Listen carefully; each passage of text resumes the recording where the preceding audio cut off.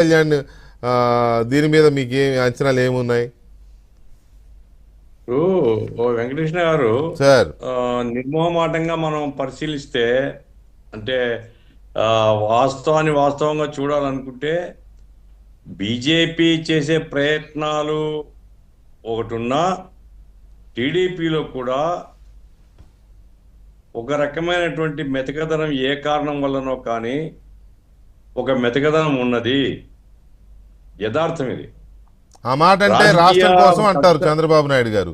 ఏమండి? నిధుల కోసం, రాష్ట్రం కోసం మేము బీజేపీతో కలిసి పనిచేస్తున్నాం, అందుకే ఈ ప్రతిఫలం చూస్తున్నాం కదా అంటారు చంద్రబాబు నాయుడు గారు. అవును, బీజేపీ వాళ్ళు తగాదా చెప్పెట్టుకోమని నేను చెప్పడం లేదు కదా. వైసీపీ వాళ్ళు ఎవరైతే ఫిజికల్ గా, భౌతికంగా తప్పులు చేశారో అటువంటి వాళ్ళని శిక్షించడం కోసం ఓపెన్ గా బీజేపీ వస్తుందా? రాదు, రాదు. మేము ఓపెన్ గా రమ్మనండి. కాబట్టి మెతకదనం టీడీపీలో ఉన్నది. ఎందుకుంది నాకు తెలియదు, కారణాలు ఏమిటి నాకు తెలియదు. అది డొక్క మాణిక్యవర ప్రసాద్ గారికి తెలిసి ఉండాలా, లేదా ఇంకా లోకేష్ గారికి, చంద్రబాబు నాయుడుకి ఒక అవగాహన ఉండాలి. నా పాయింట్ ఏమంటే సార్, ఇప్పుడు ఒక 4-5 సంవత్సరాల కాలం పాటు మీరు మేము అందరం కలిసి అనేక విషయాల మీద చాలా సీరియస్గా మనం చెప్పుకుంటూ వచ్చాం. ఫలితాన్ని చూసినప్పుడు ఏమిటి అంటే, వీళ్ళు చెప్పేది అబద్ధాలేమో అనేటువంటి ఒక చర్చ బయట జరుగుతుంది. యాక్షన్ కనుక లేకపోతే మనం కావాలని రాజకీయ కారణాలతో టీడీపీని ప్రమోట్ చేసినామని అనుకునేటువంటి ఒక ప్రమాదం ప్రజల్లో ఉంది. ఇప్పుడు నేనేం టీడీపీ కాదు, టీడీపీ సానుభూతి పరుని కాదు. కానీ వైసీపీ పోవాలని ఎందుకు అనుకున్నాం? వైసీపీ యొక్క అరాచకాలు అరికట్టాలా, దాని మీద ప్రజల్ని కదిలించాలని ఎందుకు బాధపడినాం అంటే, అది అరాచకమైన ప్రభుత్వం కాబట్టి, ప్రజాధనం కొల్లగొట్టింది కాబట్టి, ఎమ్మెల్యేలు ఎంత ఇష్టం వచ్చినో కొల్లగొట్టినారు కాబట్టి. ఒక్క దాని మీద యాక్షన్ లేకపోతే సార్, ఒక్క పేరుని నాని ఎక్కడో దొరికినాడు, ఇంకా ఎవడో వర్రే రవీంద్ర అంటే ఎవడో దొరికినాడు, అంతకు మించి ఏమిటి మీరు చేసింది?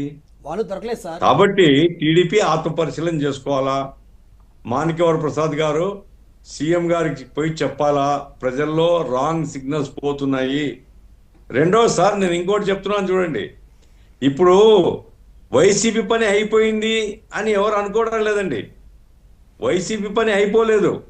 ఇప్పటికీ వైసీపీకి స్ట్రాంగ్ బేస్ ఉంది. మీరు నాయకుల్ని లాక్కుంటే అయిపోతుంది అనుకుంటారు, నాయకుల్ని రాక్కుంటే అయిపోదండి. జనాన్ని ఎడ్యుకేట్ చేయాలా, జనాన్ని సాటిస్ఫై చేయాలా, జనాన్ని అవగాహన చేసుకోవాలా. ఇదిగో ఈ వైసీపీ వల్ల ఈ ప్రమాదం జరిగిందని. ఆ పని పెద్దగా జరగడంలే. వీళ్ళు ఏదో ఒక స్టేట్మెంట్ ఇచ్చేసి పత్రికలను చూసి ఆనందపడిపోతున్నారు, పత్రికల్లో వచ్చేసింది బాగా చెప్పినాం మనం అని. అది పత్రికల్లో వచ్చే దాంతోనే ప్రజలందరూ ఎడ్యుకేట్ కారు. కాబట్టి మీ యాక్షన్ ఏమిటి అనేది టీడీపీ రివ్యూ చేసుకోవాలా, ఆత్మపరిశీలన చేసుకోవాలా. నంబర్ 1 అండి. నంబర్ 2, ఇప్పుడు ఈడీ లేదా సిబిఐ రాదనుకోండి, సిబిఐ అడిగితేనే వస్తుంది. ఈడీ కూడా రాయాలి కదండి రాష్ట్ర ప్రభుత్వం, ఇదిగో ఈ కేసులో ఈ రకంగా 100 కోట్ల రూపాయలు ట్రాన్సాక్షన్ చేతులు మారినాయి, చట్ట విరుద్ధంగా జరిగింది, దీన్ని పరిశీలించడని చెప్పాలి కదా, మనమైనా రాయాలి కదా, గవర్నమెంట్ అయినా. ఇప్పుడు ఉదాహరణకు అదాని 1750 కోట్లు ఇచ్చినాడు అని FBI వాళ్ళు అమెరికాలో చెప్పారు. దాని మీద పరిశీలన చేయాలి కదండి. 1750 కోట్లు ఎవరికి వచ్చినాయి, వస్తే ఎట్లా ట్రాన్సాక్షన్ అయినవి, కింది వరకు పోయినాయా లేదా, ఎక్కడ దాచారు, పరిశీలించాలి కదండి. కాబట్టి వీళ్ళు పరిశీలించి ప్రేమ ఫేసి ఉంటే ఈడీకి చెప్పొచ్చు, సిబిఐకి చెప్పొచ్చు. నా పాయింట్ ఏమంటే, పైన బీజేపీ వాళ్ళు, సార్ బీజేపీ సోదరుడు ఉన్నాడు, నేను చాలా స్పష్టంగానే చెప్పదలుచుకున్నాను, బీజేపీ వాళ్ళు వైసీపీ చావకుండా బతికి ఉండాలని వాళ్ళు కోరుకుంటున్నారు. వైసీపీకి పరోక్షంగానైనా సరే మద్దతు ఉన్నది. ఆ రకంగా ఏంటంటే, ఇక్కడ టీడీపీకి పోటీగా వైసీపీ ఉండాలి, బీజేపీ స్వయంగా పెరగాలి, దానికి పవన్ కళ్యాణ్ సాధనంగా చేసుకోవాలి. పవన్ కళ్యాణ్ గారు ఆయన ఏమనుకుంటాడు, ఎప్పుడో ఒకప్పుడు ముఖ్యమంత్రి కావాలనుకుంటే ఈ పార్టీలో కాలేను కాబట్టి ఇంకా పెద్ద పార్టీ అండ ఉండాలి అని ఆయన ఆలోచన.